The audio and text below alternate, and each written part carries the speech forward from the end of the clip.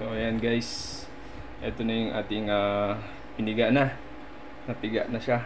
So mamaya ilalaga lang natin siya ng konti para medyo mabawasan yung acid niya. Then ito naman yung ating sahog, no. So ayan, nakikita niyo ba? Ayan. Ito yung ating sahog na baboy. Ayan, more on, kita niyo naman, more on mga taba. Pero may laman din naman siya.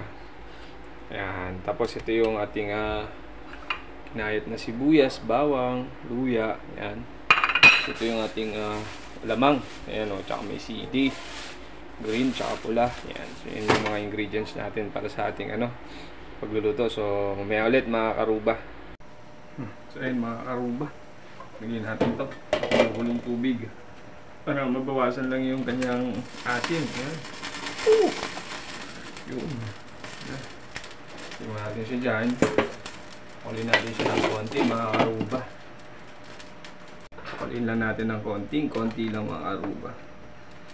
Purpose para mawala yung, mabawasan yung kanyang asim. Pa? Yan. Yung iba hindi na pinapakuluan, diretso na gisa. Pero ako, lang, para lang mabawasan lang yung asim niya. Kulin ko lang siya ng konti. Yun mga karuba. Tayo lang natin yung kumulo. Yan. Yun o.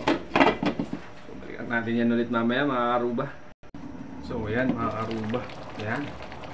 Diba? Luna. Hanguin na natin to. Kasi konti lang naman.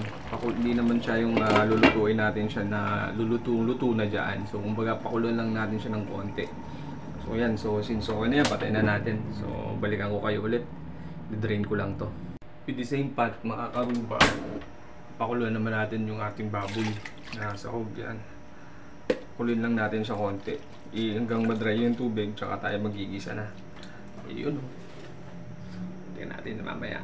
Takpan muna natin mga karuba. Ayan mga karuba. So, nag-dry na. Yan o. Dry na siya. Yan siyang tubig. Magigisa na tayo mga karuba. Lagyan natin ng konting oil to. Yan.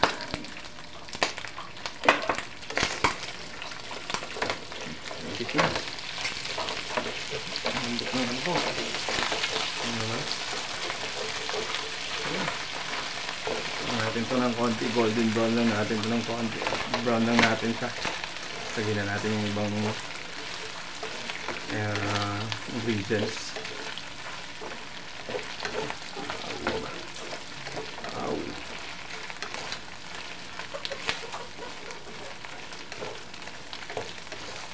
Lagyan natin dyan yung sibuyas, bawang, at saka luya. Magigisa na tayo.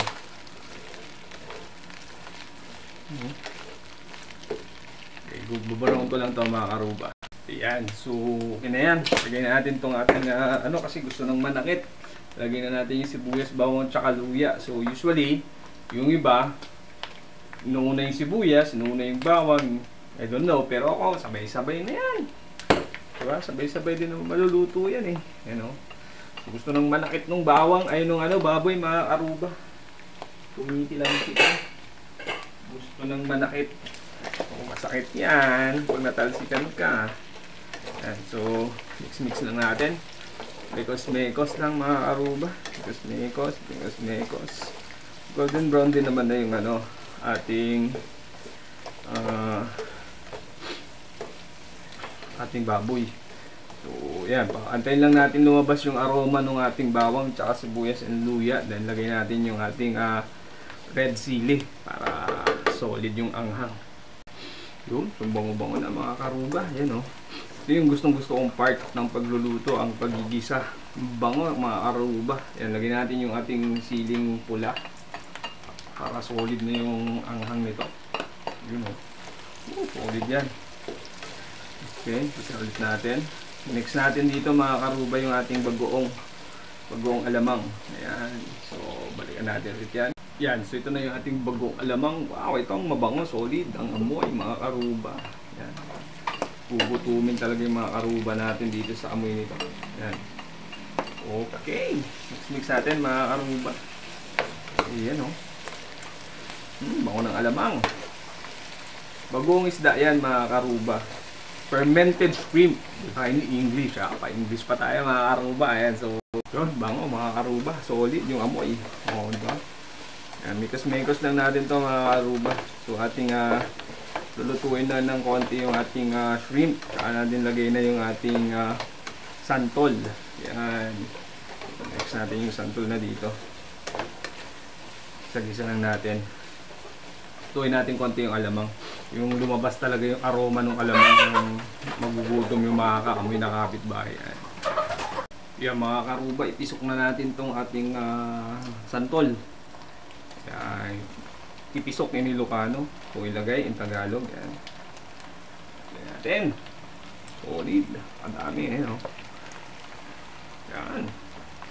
Magalala mga karuba, malinis yung kamay natin. Nagbulas tayo kahapon. Yun. Mekos-mekos lang ulit natin to mga karuba. Mekos-mekos. Yan, sabay lagyan natin ng gata to mamaya. Mekos-mekos lang muna natin.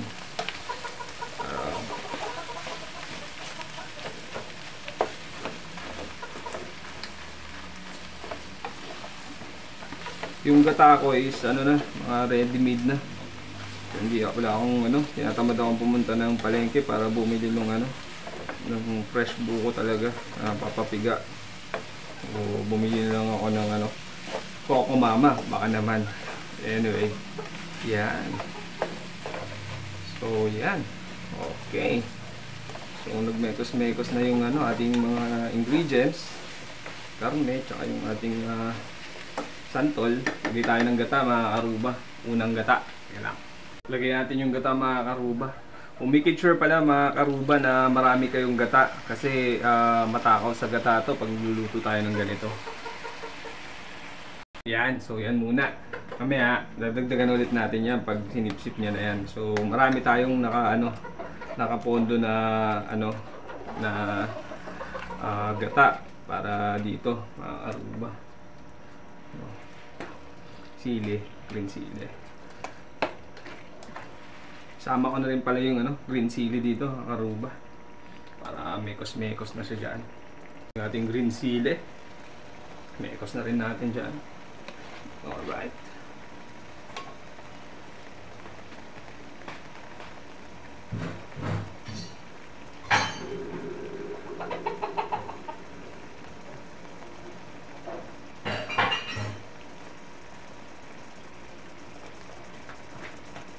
Mekos natin to mga karuba. Mekos. Pag magluluto kayo nito mga karuba, make it sure marami kayong gata. Kasi tignan mo, ang dami ko na nilagay pero hinigop niya pa rin yung gata natin. Yan. So may ulit dadagdagan natin yan. So yan, dagdagan ulit natin ng gata mga karuba. Pangatlong gata niya na yan. Sarap. Sarap kasi pag maraming gata mga karuba. Tatlo na yan, pang-apat. Actually, pang-apat na yung apat na sachet ng Coco Mama na yan. Mikosin lang natin ulit ito mga karuba. Yun. Ito na. Yan ang gusto natin. Ngayon, ito, mamantikain natin to. Sarap. Tatakpan muna natin to mga karuba hanggang sa magmantika siya. Wow! Solid. Yung iba hindi na tinatakpan pero tatakpan ko lang siya pero hindi yung takip na takip talaga. Lang kalahati lang.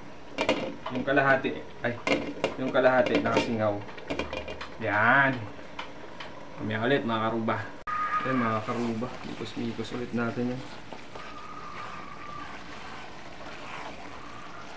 Titikman natin to kung anong kulang. Kung kulang ng pampalas ng or kulang ng kulang ng asin. Lalagyan natin ng asin yan. Tapos maglalagay din pala tayo dito ng 2 tablespoon ng asukal para malasa. Kailangan natin siya magmantika.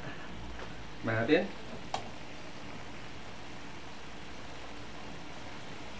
Yan, lagyan natin ng mga 2 tablespoon of sugar. Yan. Yan, 2 tablespoon na yan mga karuba. Tsaka lang, brown sugar. Mekos. Mekos ulit natin yan. Mekos. Tapos titikman natin maya. Sarap. Anghang. Sarap ng tingin ko. Sarap ng kagat ng anghang nito. So, ito ay Uragon style to. Bicolano style kasi maanghang. Solid ang sili nito mga karuba. Yan o. So spicy. Super spicy. Yan.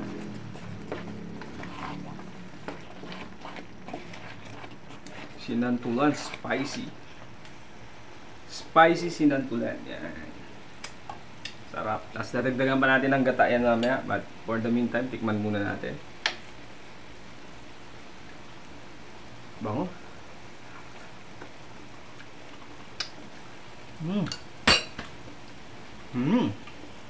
Lasa na. At kulang pa. Dagdagan pa natin ng isang sachet pa ng Coco Mama, mga karuba. Gusto ko kasi yung maugata, tsaka magmamantika siya kamaya. Yun. Solid na yung gata nito mga karuba. Pakadami ko nang nilagay. Pang-5 na to. Pero ito maliit, yung 4 malalaki kanina. Yan. Tapos mikosin mo na mga karuba. Mekos. Mikosin natin yan.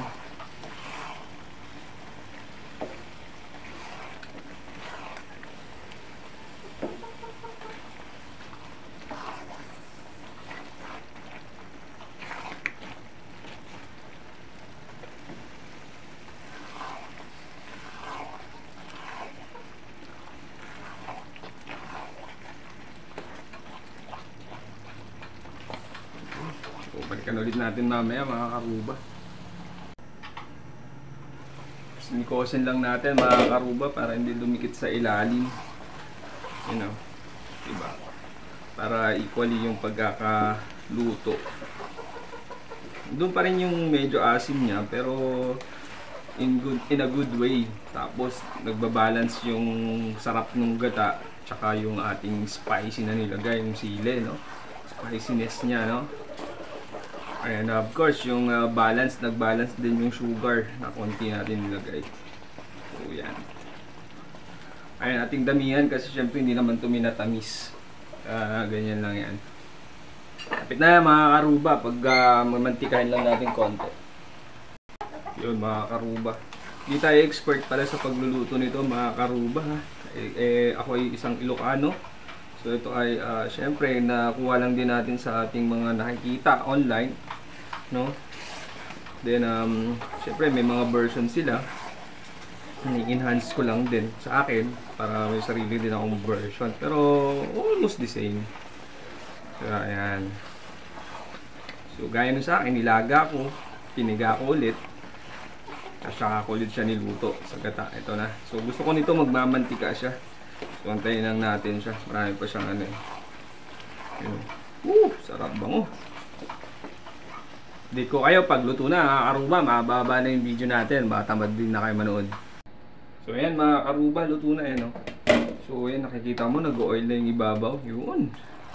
Yan ang gusto nating mangyari sa kanya. Mag-oil na siya. Ayan, no? So, kailangan i-mix-mix natin lagi. Kasi pag di natin mini-mix lagi ito, kaya nga nang sabi ko sa inyo, masusunog yung ilalim. Yan, so luto na to mga karuba. Okay na itong ating sinantulan. Luto na yan. So far, nagmamantika na rin siya. Yan o.